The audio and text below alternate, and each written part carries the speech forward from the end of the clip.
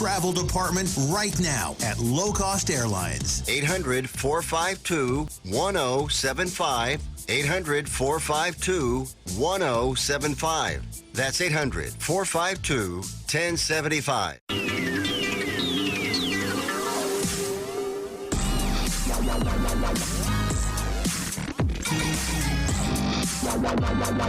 Hey, what's up? This is AAR Shanto. Thank you for listening and watching Try This Dish Radio. We're here at the Spoony Radio Networks here in Dallas-Fort Worth, and I got my trusted friend, and I admire what you do, Chef Patrick Mosier. How you doing, my friend? I'm good. Can I tell you, I have to dance every time your theme.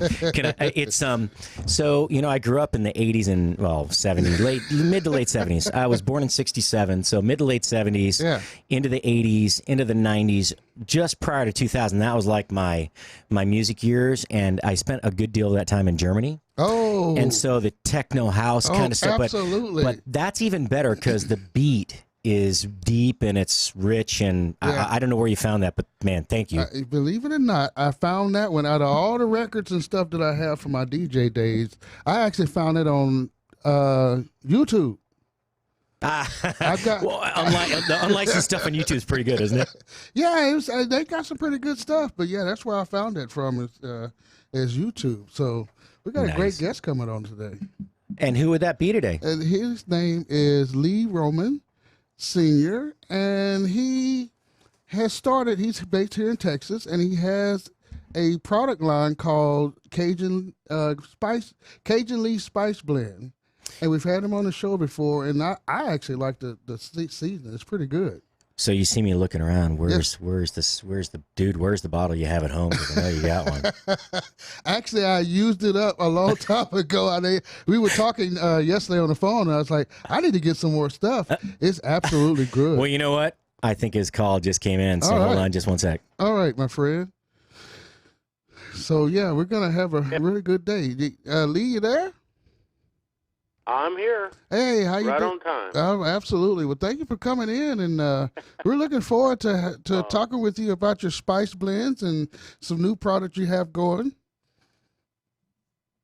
Well, thank you. It's a pleasure for me because it sure helps me get my brand name out. It's a new product. Been only out a couple of years on the market. Of course, I've been making it for over 50 years for myself and family, but it's really a pleasure to be on the air with you. Well, thank you, as always. So I guess we want to start is what's your background as far as, what have you done for the last, all your life? How did you get to this point to where you wanted to start something? Well, I started off growing, I was raised on a rice farm, and then I graduated from a small city in Louisiana named Eunice, and then I went to Houston. Went to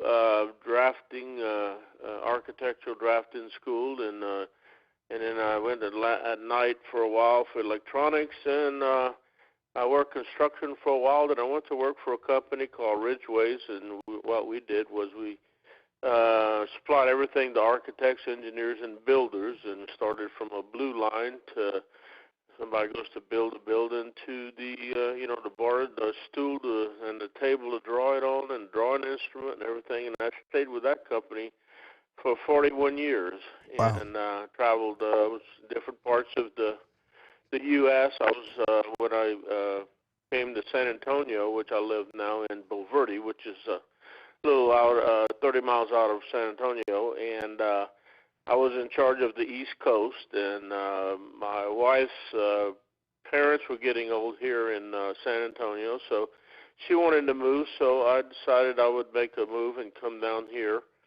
And I retired about 14 years ago and mainly just did a lot of gardening, greenhouse, and all that. I have 5.5 acres, and just really taking care of this place and enjoying life and traveling a lot. And then I became pretty well disabled, and about 4 years ago, and I had several surgeries in the last 3 years.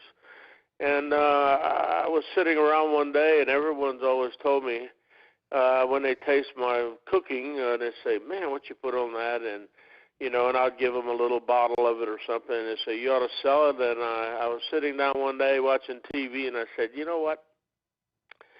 I'm not going to sit here and watch TV. I have to do something. So I thought, well, everybody's always saying sell my seasonings. So that's when I started it, and I started by giving a formula to a blender, and they finally got the taste that I wanted, and I worked on the website at the same time and labels, and here I am a couple years later. Well, your story, every time I hear your story, it excites me because, you have lived a full, rich life, and, a lot of people think that you have to start things young or pursue your dreams at a certain point, and when you don't do that, you're just like, okay, well, I wanted to do that, but yet I don't have time, or I don't have, I'm too this, I'm too that. You have too many excuses, and you were like, you know what? I have to do something. I want to do something and share something that I love doing, and so you're doing it. So tell me, what type of spices do you have, and when you when you were looking for a type of taste, did you already know what you wanted, and how did that process go? Well, I had the taste because I've been mixing it for years. Mm-hmm. The only problem when I went to a blender and I said, hey, I got this formula, and I have this black pepper, and I've got cayenne pepper, I got white pepper, all this, and he said, yeah, but how many grams of this do you have? I said, heck, I don't know. So I had to sit down and mix the formula and measure it as I did. And I got me a little scale, and I weighed it, and found out, there's, 600 grams of this that I put in it and whatever. And then I gave that to a blender. Oh, and they went from there. And, it took a couple of times to get it exact. They said, well, how did you measure this? Or this is a different pepper that I use. There's a coarse and a finer, and there's a 90 hot, and there's a 40 hot, So it took me a year almost to get someone to mix it to when me and my wife tasted it and said, oh, wow, this is it, This is the same that I've been mixing for years. Very nice. And I tried a couple of blenders, and right now I use a blender out of Houston. Mm-hmm. Mm-hmm. So how can people get more information about your spices, and do you still give samples out? I've been giving samples out, yes, quite a bit, and hopefully I'm going to continue for about probably another 6 months or so to really get my product on the market. And then it's very expensive, so when I send out a sample, it costs me at least $5, out of my pocket. Absolutely. And I'm not making very much money now, but I enjoy when people I always give a big sample because one of the first samples I sent out, the person said, that was kind of an insult. I couldn't even cook a whole chicken, and because my wife and in fact, my son kept saying, Dad, you don't want to send a bunch out because then, so I said, the heck with that, and I started buying these little 1 ounce so that you can use as a shaker afterwards. You can refill it, use it as a shaker, and I started sending that out. And that way people got to cook several meals with it, and I really enjoyed them saying, man, this is really great. I enjoyed it on chicken. I enjoyed it on fish. I enjoyed it on shrimp, Yeah.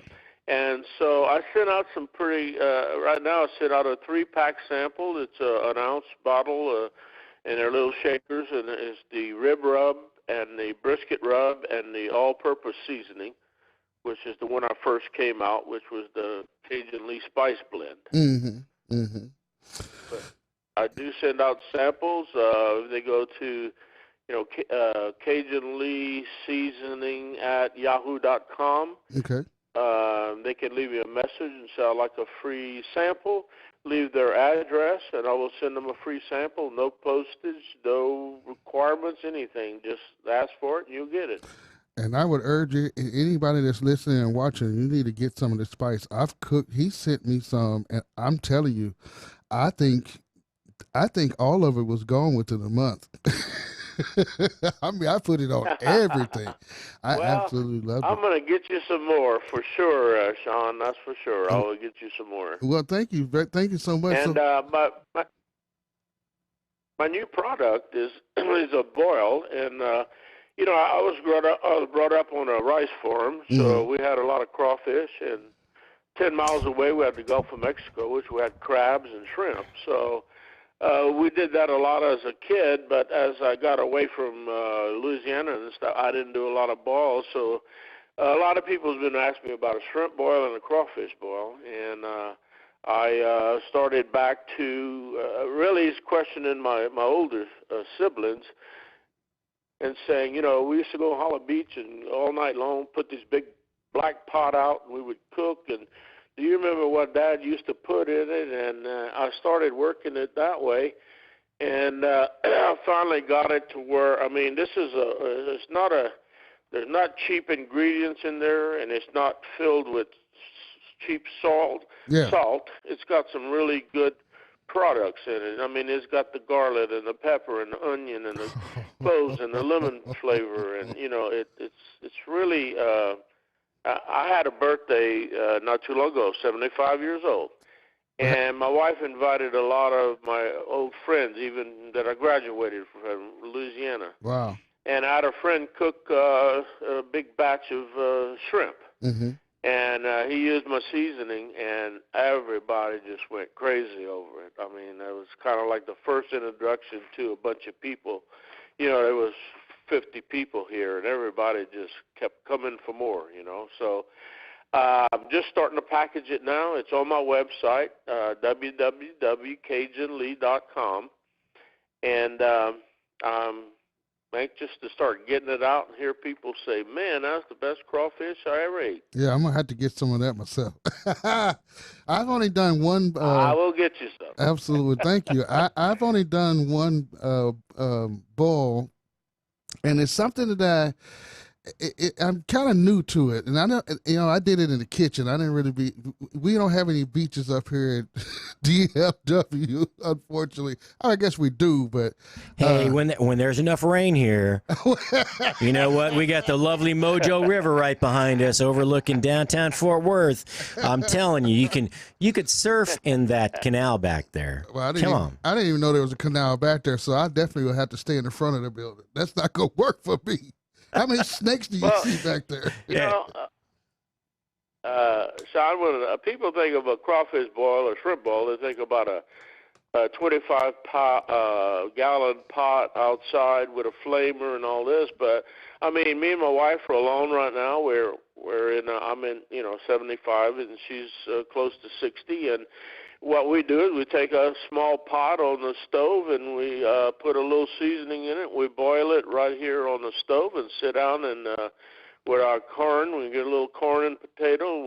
We have as a crawfish boil with just me and her and a small pot on the stove. So, I mean, you can. It's not just for a big party or anything. It's for home. You want some. You want a shrimp cocktail at home, and you want some boiled shrimp. Perfect. Yeah. No, that's exactly how I do it. Now, Chef Patrick, have you done any, because you're in the restaurant business, have you done some restaurants? Have you done any boils and stuff? So he mentioned shrimp cocktail. Yes. All right. Let me tell you two stories. I used to, I've been a chef for a long time. I was at Gladstone's. We did just that one restaurant, did like $13 million a year out in California. And then it went, I went over all of Universal Studios, which was like $48 million. But, we did a lot of in-house production. We mass and gross manufactured everything from marinara sauce to some of our dry blends. Yeah. And I'll tell you, it's not as easy as it sounds. Getting a gold standard recipe down, which is your home recipe. Yeah. And then scaling that up. And trying to make that batchable so that you can actually bottle and sell it. Upscale and it, yeah. Well, and it's got to stay and it's got to stay unsettled, right? Yes. It can't separate into layers. Yeah. Yes, I've done it. I've tried it. I'm glad I don't have to do it anymore.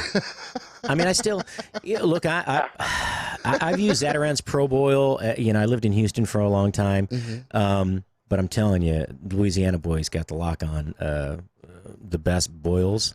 And I have a question for you. You don't have to give the answer, but do you put any citrus in there? I'm sorry? Do you put any citrus in there in your? You don't have to tell me if you don't want to, if that's a secret. But No, I don't. okay, good. Thank you. I got a friend from Houston who throws lemons, limes, and oranges in there. It tastes good, but it's just not right. It's just not right. Oh, okay. That's a I know. The products that I put in it is very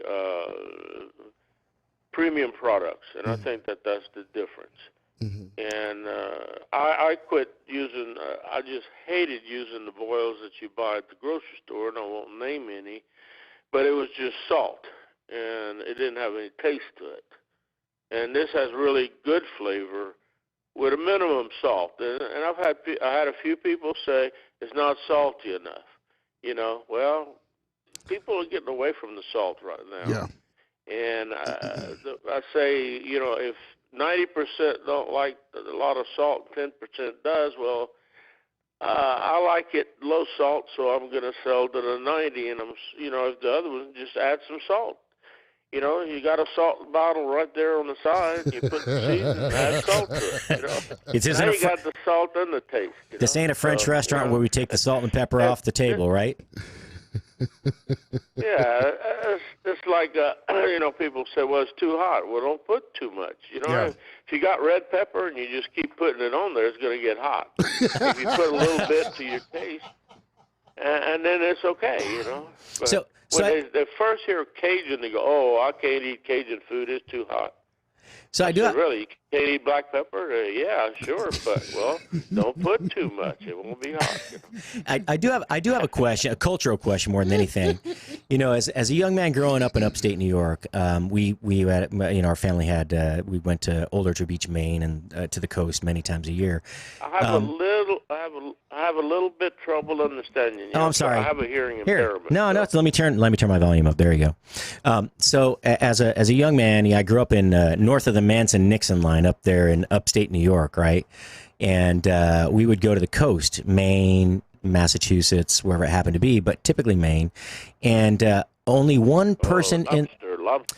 Well, you do lobster bake, right? But one thing, or clam bake, right? Only one person in each generation was taught that method, right? They were the only ones that learned everything from Dad. And was it the same with the boils down in your region as you were growing up? Of course. I mean, when I was, very young after I got out of the service, I was, 23 years old or so, and we always had a big 4th of July cook-off because my mother always said they celebrated her birthday on the 4th, not the flag and all that stuff. She was born on the 4th of July, 1909. Wow. And she'd say, well, let's celebrate my birthday, and everybody, big. And she'd always say, can you cook for the deal? I go, yes, Mom. She goes, Dad puts too much of this, and he puts too much of that, and you do it just right, And she even, I worked in high school as in a short order cook restaurant, and from 9th grade to graduated at night. And she would come down there to eat and never go anywhere else because she just loved my cooking, and I was just a youngster. So, but yes, I watched my father cook shrimp, Creole and croubillon, and fish croubillon and fricassee and all that stuff. And I would watch him. I'd sit there and watch him. Because it was interesting the time that he spent doing it. It wasn't just throw it together and put it in the stove. It was like you watch it and you don't stir it, you shake it and all this stuff, So I paid attention. Oh, man. Now I'm hungry. I'm starving, dude. Yeah, it's past breakfast. It's lunch 30. It's only 10:22 in the morning. I'm ready to eat. It's nothing better for me. Even when it comes to barbecue, I don't get me wrong. I love my barbecue and fried chicken, but I cannot get enough of Cajun food. I absolutely love it. Love it.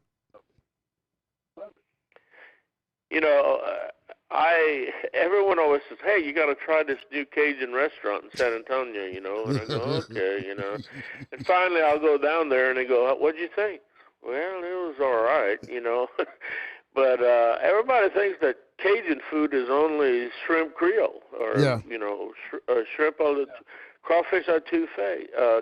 Cajuns cooked a lot of meat and vegetables, and the way my mother used to just bake a chicken was out of this world. I mean, there's a lot of tender love and care to cooking. Mm-hmm. Like she used to say, her sister was a terrible cook. So, well, she puts it in a pot, boils it with water. You can't get taste out of that. You got to brown it. And you got to do all this stuff to it, Yeah. And so both of my parents my father was a very good seafood cook, gumbo. He did a lot for politicians and some of the people that ran for president. Mm-hmm. He went out and cooked big duck gumbos and goose gumbos and shrimp boils, and he did it for Wallace, I guess it was. That was a long time ago. Yeah. He's a lot older than me, and I was 75, so that's a long time ago. But he did a lot of cooking for. He was a big politician, and he loved to cook. What's the trick to a good gumbo? Gumbo. I'm not a big. Well, of course, the trick is the roux. Yeah. That's Is what I to was make thinking. the roux without burning it and making it. It depends if you like it light brown or dark brown. Mm-hmm. I like it dark brown, but I don't like it burnt. I mean, when you get too close to, then the taste goes away. Then you cook the taste out of it. It's like you cook a roast 20 hours. Well, you don't have any taste left. Yeah. And so some people just overdo it. And the roux is, and you can buy roux now in a jar that is really good. Mm-hmm. I forget the one that my wife loves. We pick it up when we go to Lake Charles, Louisiana. And I mean, it's not all the stirring and it's work to get just the right, I'd say, taste to roux. But I say my older sister, she's 85 now. She was the gumbo maker. I mean, I have some pictures of her. She's showing me how to make gumbo. I was, smaller, and she's showing me how to keep stirring until it's the right color. Yeah. But it's the roux. That's the whole thing, and the seasoning. You gotta season it right. You gotta get before you put your meat and stuff in the gumbo, you got to put your seasoning.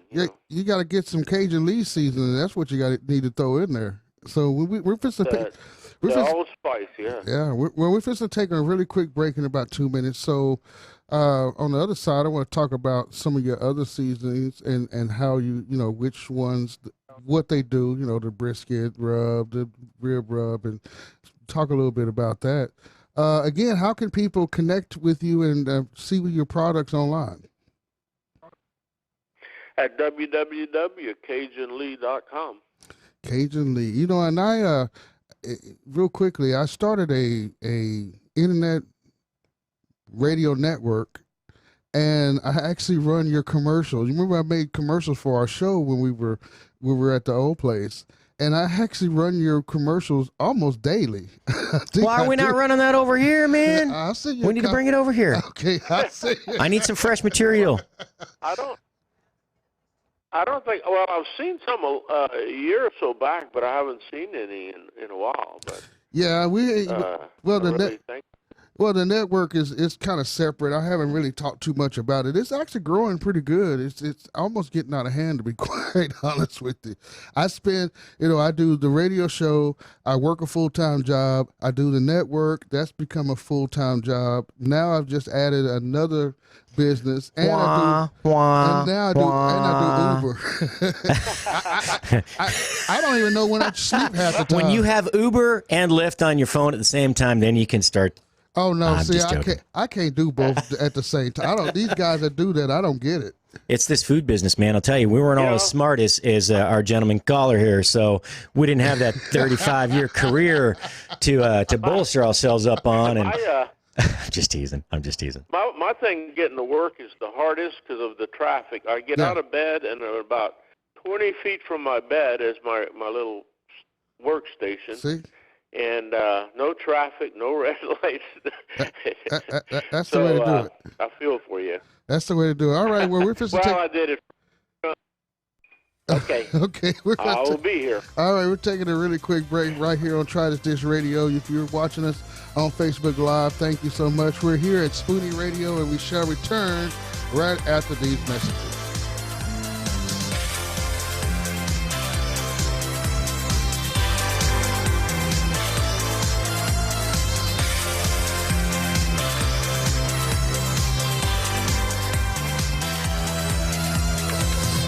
If you're trying to quit drinking or doing too many drugs, listen to me. You don't know me and we'll never meet.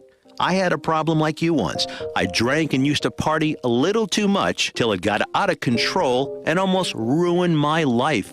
I realized I needed help to fix my problem before it totally destroyed me. If you've tried to fix your drinking and drug problem and you know you can't do it alone, you need to call the National Treatment Advisors. They'll immerse you into a 30-day program to replace your old habits with new habits and totally change your life. And if you have PPO private health insurance, the entire program may be covered. Fix your problem right now before it gets any worse. Get clean. Call now and learn more. 800-296-1252. 800-296-1252. 800-296-1252. 800-296-1252. Never Forgotten Apparel is more than just a premium women's and men's clothing line. It's a movement to remind us to wear American-made and serve those who serve us. Our heroes. Never Forgotten Apparel gives 20% of their total sales to nonprofits that support homeless veterans and off-duty firefighters, and 50% to individual veterans and firefighters in need nationwide. Check out neverforgottenapparel.com. Use promo code MATT, M-A-T-T, and get 15% off your purchase. Are you tired of high cable TV rates? Sign up for Dish today and get a $500 bonus offer while supplies last. Plus, lock in your price for 2 years guaranteed. Call All American Dish, your Dish authorized retailer now. 800-570-6630. 800-570-6630. That's 800-570-6630. Offers require credit qualification, 24-month commitment, early termination fee, and e-auto pay. Restrictions apply. Call for details.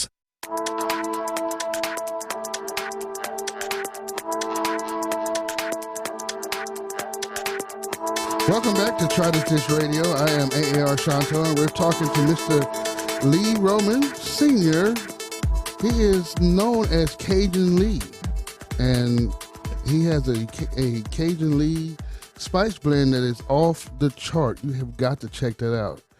Cajun Lee, I want to thank you again for coming on the show, because your story is very inspiring, because, again, like I said, a lot of people don't realize that at some point in your life, you have to reach out and just take that gamble and just see what works and what doesn't work, but you got to do it. And you're a prime example of someone who's starting a small business. And I want people to understand that as a business owner myself, it is not easy at all. Especially, like you were saying, Cajun Lee, you know, you had to get the spice a certain way because you had to go back and weigh it out a certain way, and it had to be done a certain way when you took it to market. And I think a lot of people give up because they tend they just tend to say, hey, you know what, this is too much, and they give up. So what would you tell someone that's wanting to start a business, whether it's in food or anything? You have to give it time. Nothing just takes off like a rocket. I mean, I was told by quite a few very intelligent people, even in the movie industry, it's going to take you 5 years to make any money. Yes. If you want to start this to make money, you need to get a side job, and you have to work on it every day. You have to keep it in front of people, at least like my product. You can't let it go away. You have to just keep putting it in front of people. And like I said, the samples, I had people say, no, people just take it free and they want this. But if you really let people taste it and cook with it, they're going to buy it. But if you don't give them a sample and never heard of it, I mean, they're not going to just spend $20 online to get something they don't know what they're getting. So I think it's presentation, keep it in front of the audience, the media, and I only have it in a couple of locations right now. One of it, very interesting place, is in Blanco, Texas. It's called the Boogie Museum, the gift shop in the Buggy Museum, and they do a lot of westerns there. Oh. The new Texas Western people. Dennis Morris owns it, and a guy named Jack Randall runs the little gift store, and I have it in there, and because it's made in Texas, and they want things made in Texas. And so I think just take your time and not letting some big chain just cut the price where you don't make anything, and then they make your formula themselves and dilute it. I want people to get my formula. I want them to have it. I don't want it in a big grocery chain. I really don't. So I say be patient, because if I can go 5 years, I joke a lot. People say, well, you making any money? I say, yeah, I pay my house note. They go, wow, that's really great. I said, no, I paid my house off 14 years ago. Not that good, Dun-dun-dun. Lee, I think I owe you an apology. So a couple of times, look, I have not tried your spice blends, although everybody here talks about them. I got several show hosts who have talked about them over and over and over, but I have not been smart enough to order some online. And I didn't respond to a couple of things you said online to me, and I have to apologize. As the curator of the channel, the founder of Spoony, and I'd like to say the primary show host, but really I'm not the biggest voice out there. But man, now I'm dying to try them, because you interjected into my show a couple times. I'm like, this is really cool. What's a spice blend? Oh, it's occasionally. Okay.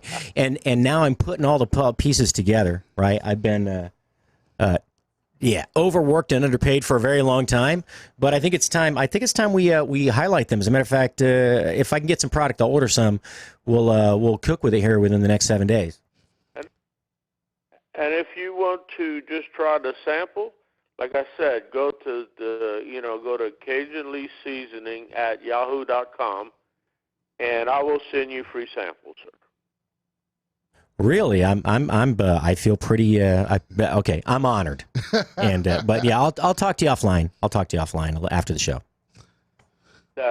That'll be great. Now, Cajun Lee. Now you've got right now you have what, four different main products? Yes, sir. I started with one 2 years ago, and now I've just introduced my fourth one. First one was the all-purpose, and it is, sorry, something in my throat. Probably some seasoning from my breakfast. It's good on if you like. I cook it every morning. Most of the time, I cook eggs. I love fried eggs and bacon and stuff. It's great on eggs. It's excellent on eggs. Mm-hmm. And then if you want chicken, it is really good on chicken.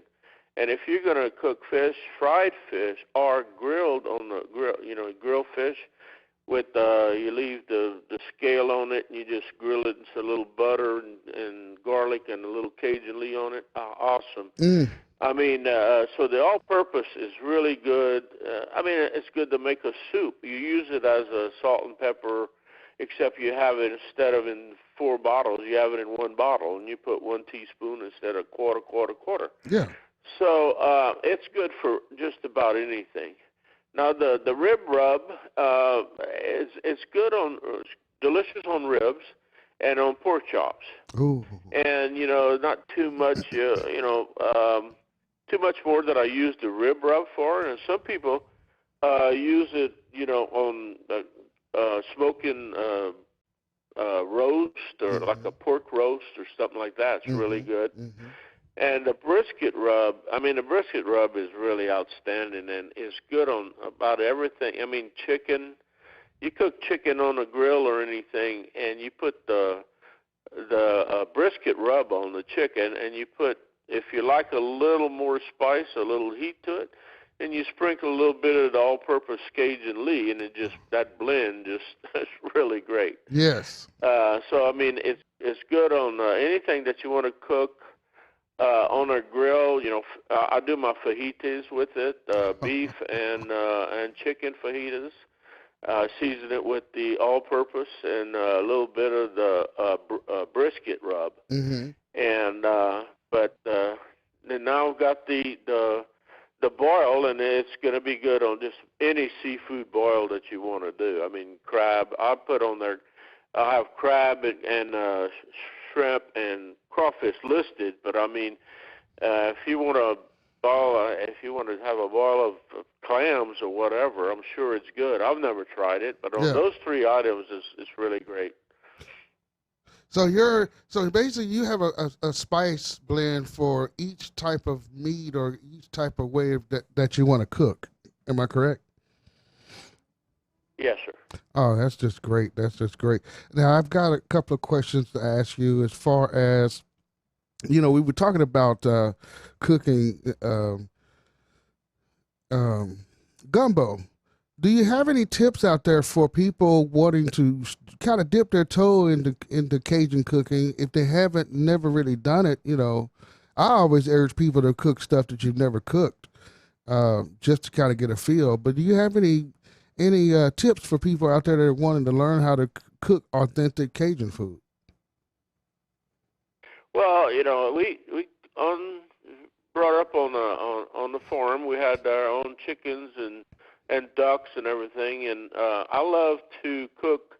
Probably one of my favorites is a roasted duck or a roasted chicken. Chicken's a lot easier to get now. Ducks they're the tame ducks, and they're real fatty, and we used to have the wild ducks. But I'd say chicken. If you take a chicken and you take it and you take little holes in it, and you take whole pieces of garlic, and you take the garlic and you wet it, and then you roll it in the Cajun Lee spice blend, and then you stick it in the hole where you're cutting the chicken. And you do about 8 of those with the garlic and stuff, and then you take and you put a little bit of oil. You can put, you know, any kind, if you want to use vegetable oil or you know, anything else. You just put a little bit of oil on it so that your seasoning will stick. And you season it real good.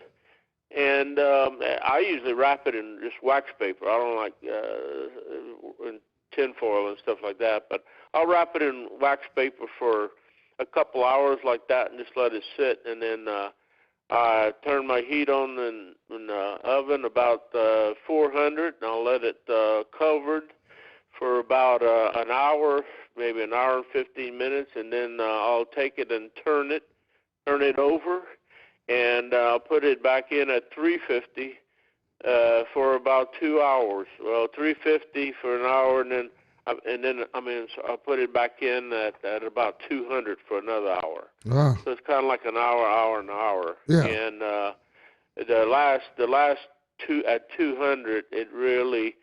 And you put some water in it. I'm sorry. Yeah. You know, put some water in it. And a lot of times I cut onions in it. I'll cut 2 big heads of onions in it, and some parsley. Parsley has a really good taste when you're baking something. So you put garlic and some chives. And sometimes I'll put a few potatoes or something. Mostly just the chicken with the onions and the chives and you know, anything kind of I have in the refrigerator. I'll just put it in there. Yeah. But then it makes a good gravy, and I cook rice. I was brought up on rice farm. Take white rice, and you cook it in, and then you take and you pour your gravy over the rice and with your meat, and maybe some lima beans or dried. I love dried limas. And cook them with pieces of sausage in it. And what you do on lima beans is you take like bacon or sausage or ham, whatever you like, and you brown it in with onions. Yes. You brown it real good. and onions and your seasoning, and then you take your beans that you've soaked overnight. Yep. And you put it in there and add water and let it cook real slow at 200 for a couple hours. And, oh, my God. Oh. I mean, lima beans, any kind of, navy beans, anything. It just has the greatest taste. But it's that sautéing the onions and browning it, that's the key to it. Yes, I that's one of the first dishes that I actually perfected was beans, because I'll take anything from breakfast sausage to smoked sausage. The best I like to use is smoked sausage, and you're right. I throw some onions and some garlic in that pan with a little bit of butter and some olive oil and get that stuff good and going, and add those beans and just let it sit there all day. I mean, I'll let it low and slow, boy. And I do that with black-eyed peas and I love field snap peas, and with a little bit of cornbread. To me, that's football. And even though I'm not a football fan, that's what I'll do on Sundays. I'll fix something like that. Yeah, that's great cooking right there, my friend. To me, that's Cajun cooking. That's Cajun cooking. You go to a Cajun restaurant and they got what? They got shrimp Creole, shrimp, crawfish dish, and fried fish, and that's not what we ate when we were kids. Yeah. I mean, we ate roast and duck and chicken and quail and blue hens and absolutely all that good stuff. Well, that. Of course. And that's why I always say to people, you have to learn, you have to get out there and try. And like, for instance, I'm working on a dish now, and I had said I was going to start doing Facebook Live cooking tips, and they're coming. I'm just having to work on it slowly, but they're coming. Like this week, we had a whole chicken in the refrigerator, and I was like, what am I going to do with this thing?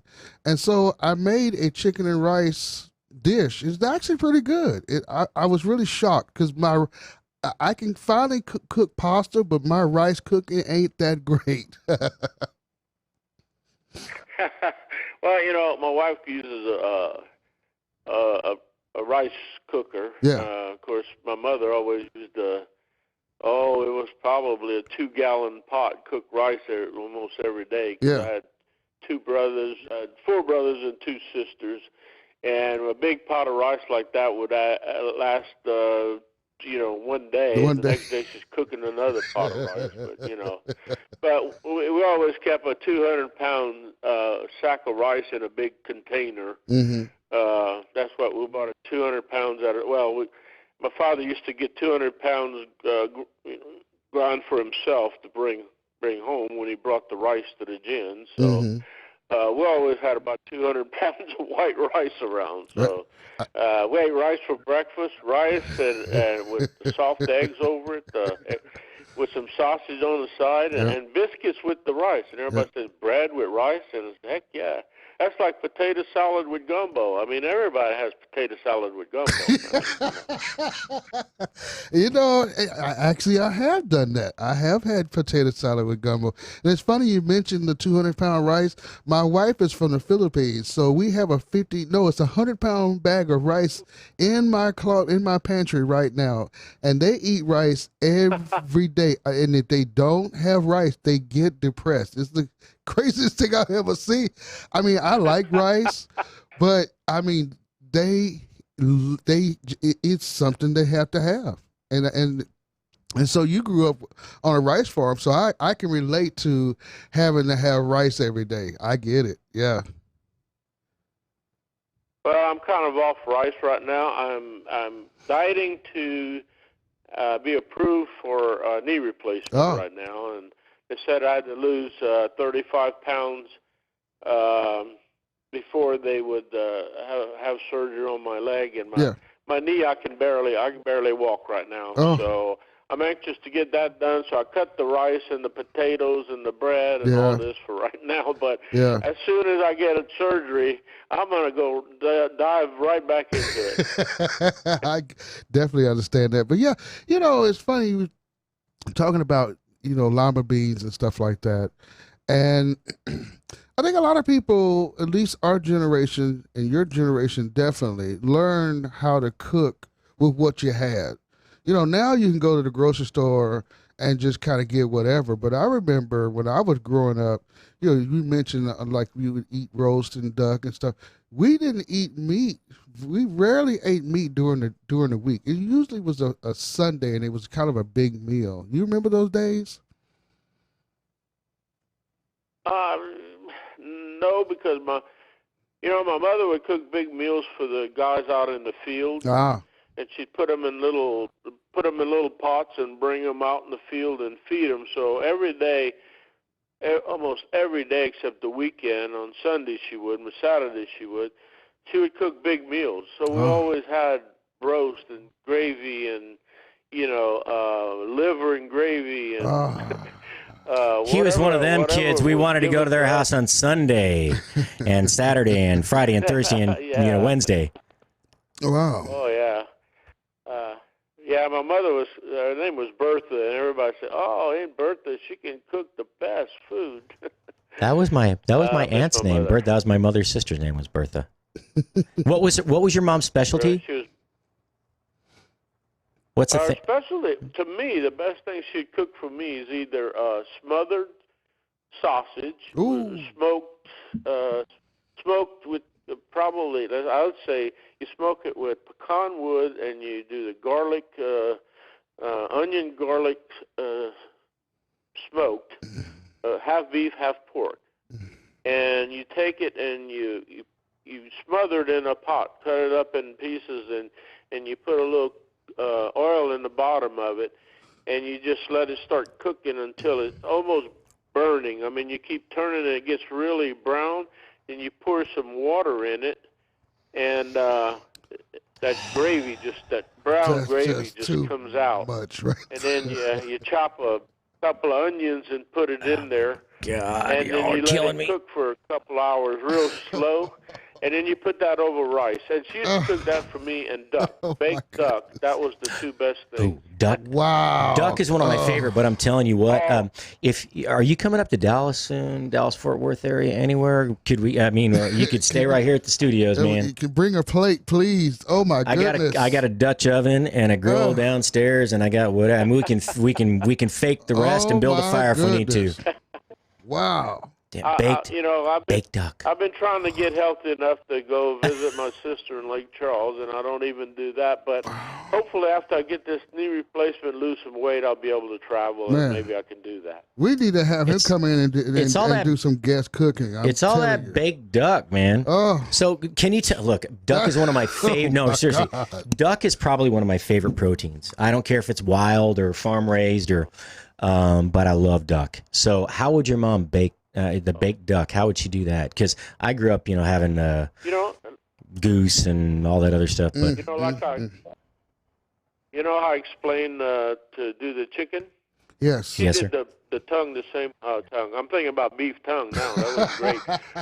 She did the duck the same way. I mean, she stuffed it with garlic and seasoned it, and then she browned it on the stove, got it real brown, and with the onions and to make the gravy, because she had to make gravy with everything, because with our rice. But anyway, she browned it real good, and she put it inside the oven. And after it's browned real good on top of the oven, then you can just put it in at 200 and just let it sit there until you put your fork in it, and it just peels off the duck. Out of all the shows we've done this year, you have got my head spinning on different recipe ideas that I have got to do. Wait. Here's something I'd like to collaborate on, and obviously I don't want anything from this, but I'd love to.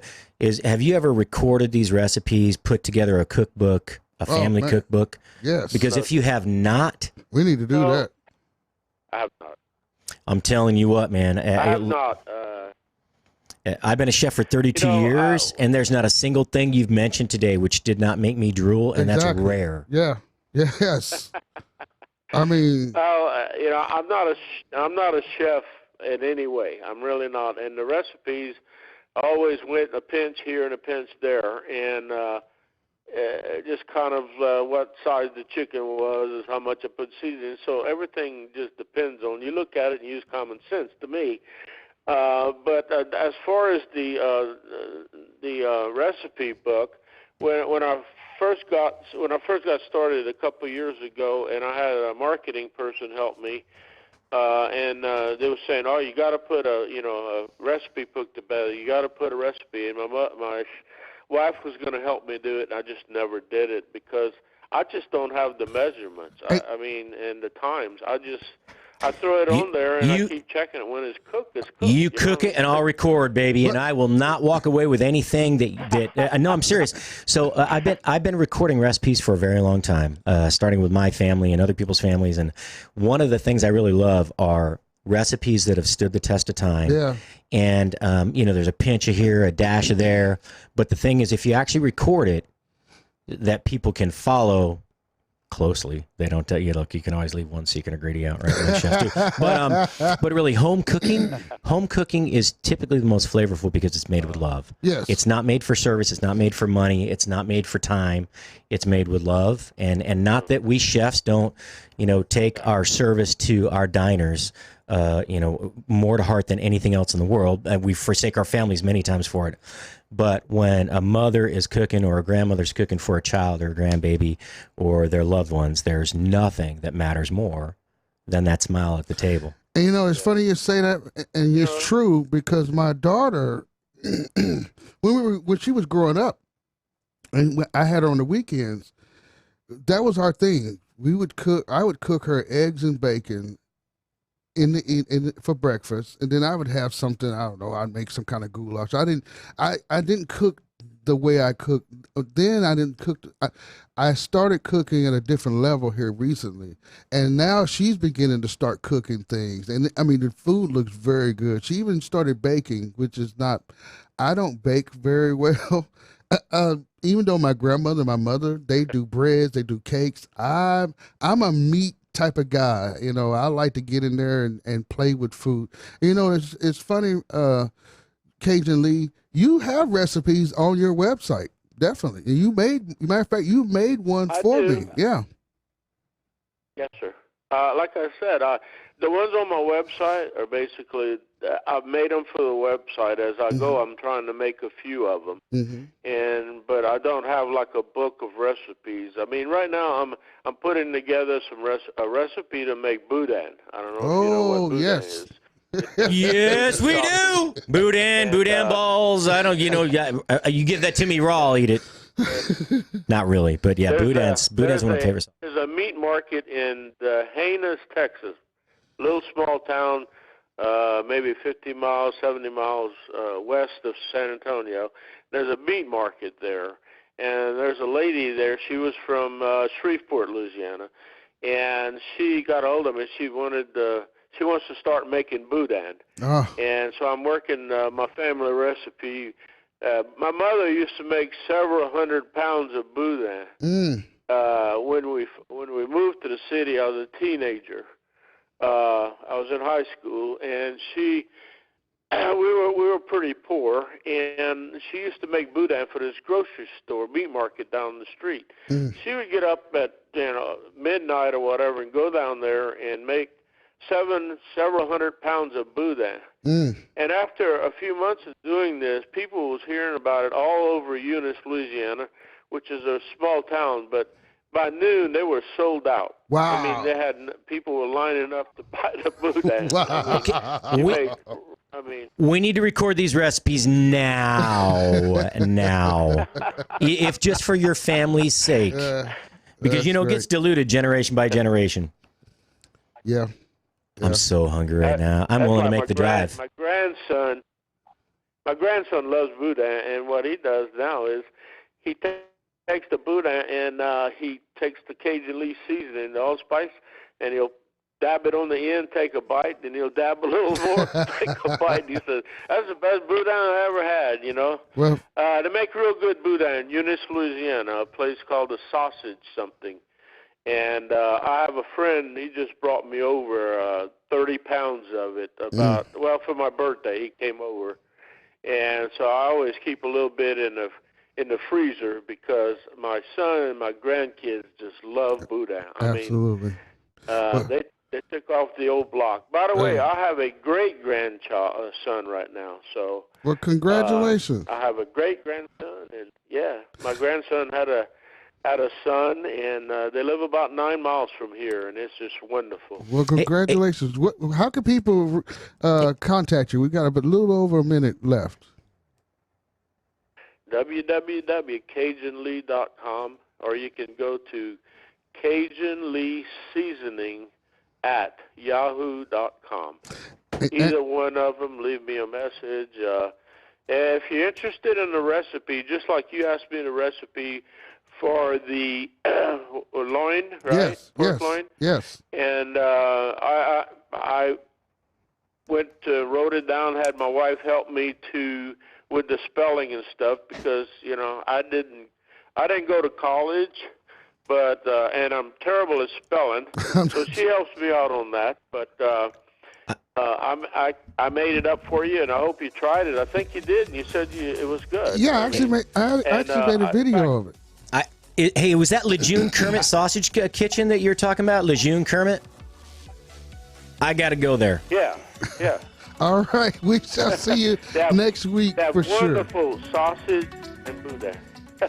Hey, thank you for being. That's where I graduated high school, was in Eunice. Thank you for being our guest. Absolutely. Come back anytime. Yes, sir. All right. Well, thank y'all very much. I really appreciate it. My wife said I can just talk dedicated to forever, food and fun. We're Spoony. Breaking news.